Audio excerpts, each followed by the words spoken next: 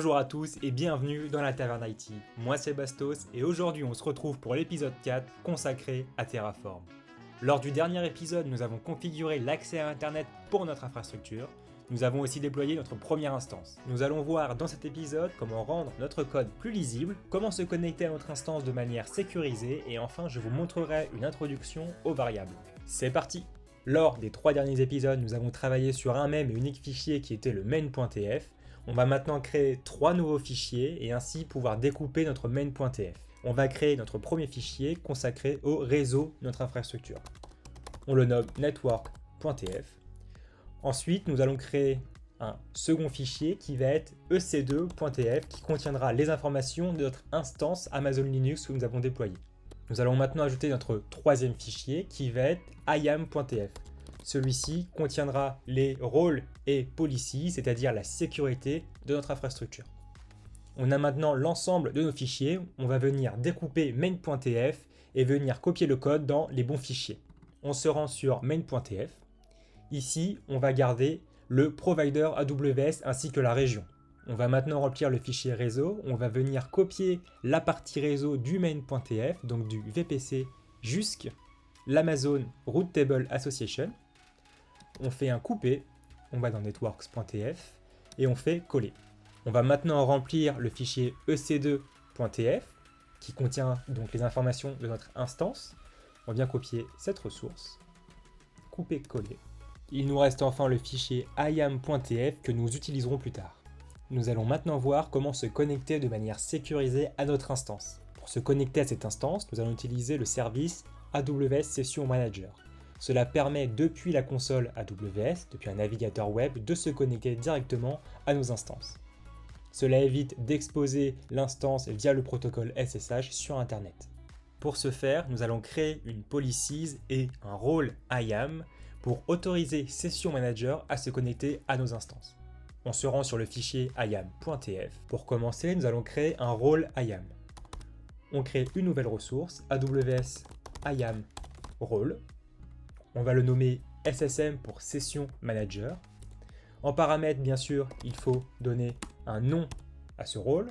Dans mon cas, je vais taper EC2 SSM, donc Session Manager Access.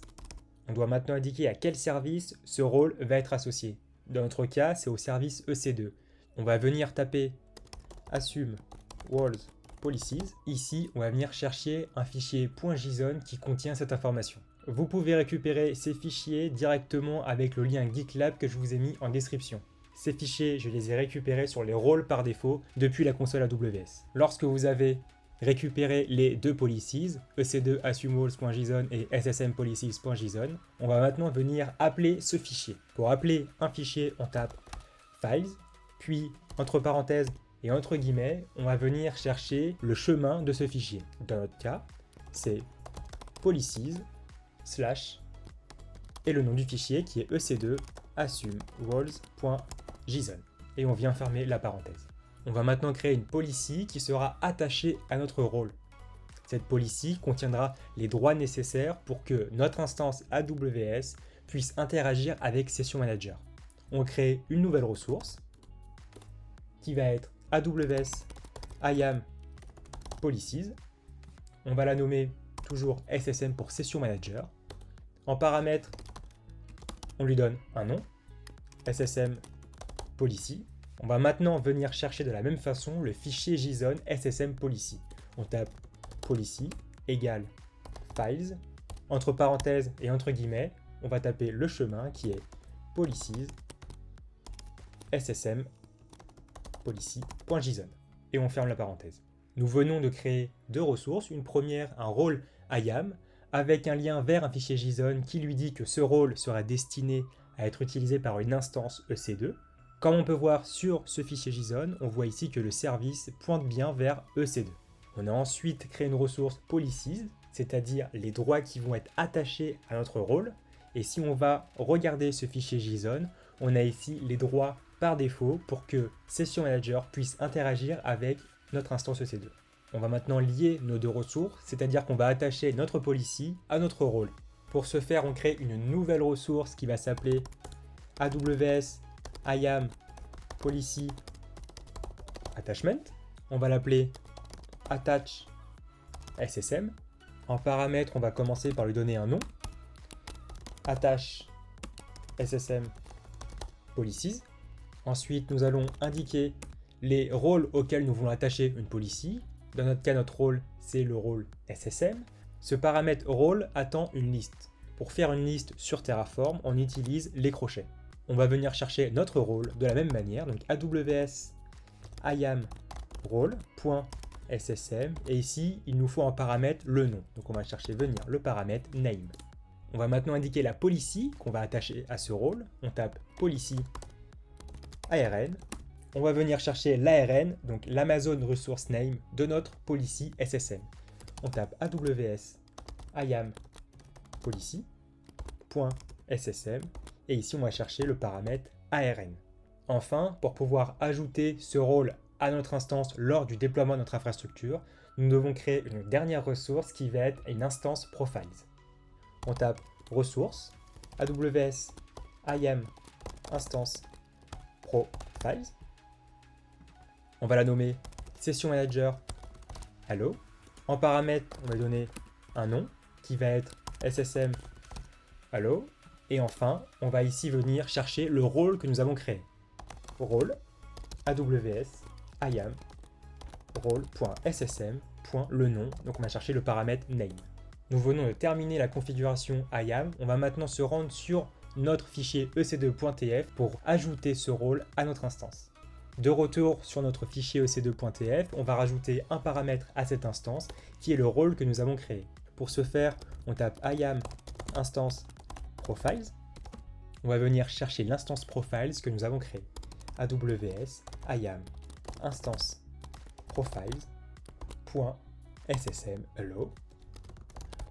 En paramètre le nom de cette instance profile. On va maintenant déployer notre infrastructure pour essayer de se connecter à notre instance. On se rend sur un terminal et on fait un Terraform plan. On voit bien ici que Terraform retrouve l'intégralité de notre infrastructure, même avec plusieurs fichiers. Terraform scanne l'intégralité des fichiers .tf dans un même dossier. On va valider ce déploiement avec Terraform apply. Cela nous correspond, on valide. Yes. Terraform a fini le déploiement, on va maintenant se rendre sur la console pour vérifier le résultat. Une fois sur la console AWS, on se rend dans le service EC2, puis dans Running Instance. On voit bien ici notre instance déployée qui est en statut Running. Si on regarde maintenant en bas, dans les paramètres, on voit ici sur IAM Role l'ajout de EC2 SSM Access. C'est le rôle que nous venons de créer et qui est attaché à notre instance. Pour se connecter à cette instance, on se rend sur Action, puis sur Connect. Ici, nous allons choisir Session Manager, puis sur Connect. Un nouvel onglet AWS se lance, et ici, nous sommes sur notre instance. En haut, nous avons la session ID et l'ID de notre instance. Pour vérifier que nous sommes bien sur notre instance, on va taper la commande sudo su ec2 user. Pour vérifier que cette instance a bien accès à Internet comme nous l'avons configuré dans l'épisode 3, nous allons tout simplement effectuer un ping sur Internet. Nous allons taper ping www.google.fr. Nous voyons bien que notre instance arrive à sortir sur Internet. Pour terminer cette session sur notre instance, tout simplement, on vient se rendre en haut à droite de l'écran et on clique sur Terminate. On confirme. Notre infrastructure est fonctionnelle, on peut accéder à Internet depuis notre instance et on peut s'y connecter via Session Manager. Avant de s'attaquer à la deuxième partie de cette vidéo, nous allons détruire notre infrastructure que nous venons de déployer. On tape Terraform Destroy. On vient valider ici avec Yes. Terraform nous indique que l'infrastructure a bien été détruite. Nous allons maintenant introduire la notion de variable. Les variables vont nous permettre de rendre notre code Terraform plus simple à modifier et plus lisible, mais aussi à pouvoir réutiliser plus facilement notre code. Pour créer des variables sous Terraform, il faut créer deux nouveaux fichiers. Un premier fichier que l'on appellera var.tf. Ce fichier contiendra la structure des variables. Ensuite, nous créons un second fichier qui a pour nom terraform.tf var, qui lui va contenir la valeur de la variable que l'on souhaite lui attribuer. Nous allons maintenant remplacer des valeurs qui sont en dur dans notre fichier ec2.tf par des variables. Ici, nous allons implémenter deux nouvelles variables. Nous allons changer l'instance type en variable, mais aussi le name dans les tags en variable. Pour créer une variable, on se rend sur le fichier var.tf pour déclarer sa structure. On va commencer par créer la variable instance type. Pour créer une variable, tout simplement, on tape variable, et entre guillemets, ça va être le nom de la variable qu'on veut lui attribuer. Dans notre cas, ça va être instance type. En paramètres, on a plusieurs choix. Tout d'abord, on peut mettre ce qu'on appelle un default. C'est-à-dire que si l'utilisateur qui déploie du code oublie ou ne remplit pas de valeur pour cette variable, une valeur par défaut va lui être attribuée. Cela peut être très pratique en cas d'oubli. Ici, on va mettre une valeur défaut qui est le type t2.micro. Ici, la valeur est une chaîne de caractères, donc on tape type égale string. Enfin, et je vous le conseille, on peut rajouter une description qui sera utile à tous ceux qui liront et utiliseront votre code. Pour ma part, je vais mettre instance type for my EC2 instance. On va maintenant créer la seconde variable qui est le tags name sur le même principe. On vient copier le bloc au-dessus pour le coller en bas. On voit ici qu'il y a une erreur car deux variables ont le même nom. Donc ici, ça va être le tags qui va être name. En default, ici on va l'enlever pour vous prouver qu'on n'est pas obligé de le mettre. En type, c'est toujours une chaîne de caractères. Et en description, on va mettre tags name for my EC2 instance. On vient de créer la structure de nos deux variables. On va maintenant se rendre sur notre fichier ec2.tf pour remplacer les informations en dur par notre variable. Pour remplacer t2.micro entre guillemets par notre variable, on tape tout simplement var. Ici, Terraform va savoir qu'il y a des variables, car on a créé des structures, et va nous donner la liste. On a deux variables, instance type et tags name. Ici, c'est sur le paramètre instance type, donc on choisit notre première variable que nous avons créée. La seconde variable, on va l'appeler de la même façon dans tags, et on va chercher var.tagsName. La dernière étape est d'attribuer une valeur à ces variables. Pour ce faire, on se rend sur le second fichier que nous avons créé, terraform.tfvar. Dans ce fichier, nous allons attribuer une valeur à nos variables. Pour réaliser cela, on vient taper le nom de la variable que nous avons marqué entre guillemets.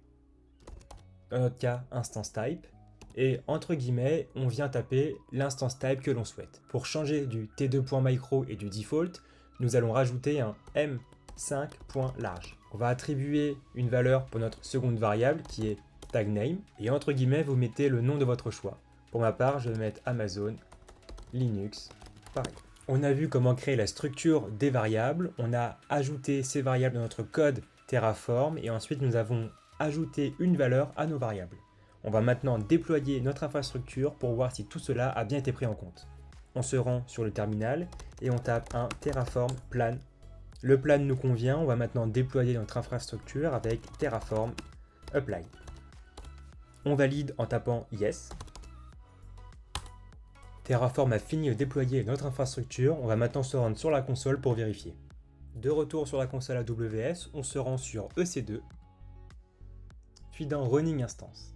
Nous voyons ici que nous avons bien notre nouvelle instance avec un instance type qui est de M5 large et qui a pour name Amazon Linux Paris. Les variables ont bien été prises en compte sur notre infrastructure. Maintenant que vous savez créer des structures et attribuer une valeur à ces variables, n'hésitez pas à les utiliser le plus possible dans votre code. Pour vous exercer, je vous propose de variabiliser le fichier networks.tf, c'est-à-dire de remplacer les informations que vous jugez utiles en variables grâce à ce que nous venons de voir. Je mettrai une proposition de solution qui sera disponible sur le GitLab, qui est bien sûr en description de la vidéo. Dans le prochain épisode, nous aborderons la notion de module qui nous permettra de respecter les best practices de Terraform afin d'obtenir un code clair, variabilisé et réutilisable. D'ici là, portez-vous bien, n'oubliez pas de vous hydrater. C'était Bastos, ciao!